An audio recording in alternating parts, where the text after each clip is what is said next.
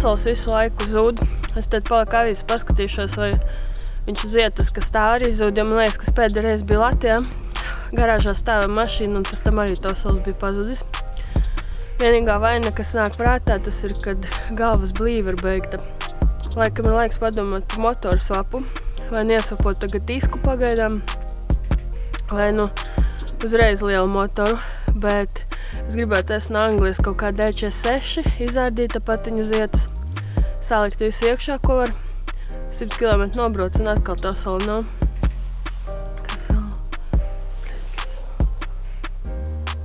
Kur tas Tosols var palikt? Toreiz, kad nāca dūmi, man liekas, viņi nāca kaut kur tur uz motora pusi. Tā kā nav skaidrs, vai tā būs galvas blīva.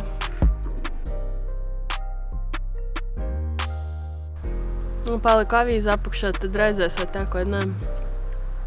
Pēdējā reize, kad bija Latvijā, man liekas, atstāju ar pilnu pielējumu. Un kad izdzinu ārā mašīnu no garāžas, atkal viņš bija tukšs. Varbūt kāds var patikt, kas šitais te.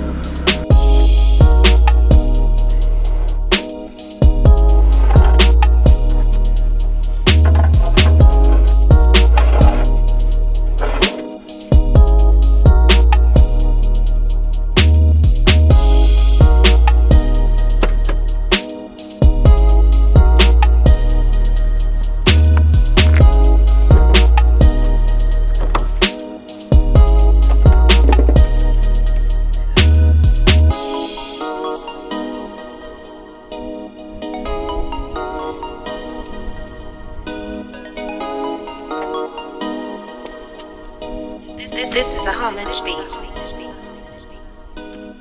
Jā, un tas arī nav sevišķi 5. ātrumā, vispār faktiski nekust viņš. Nē, būs jādomā.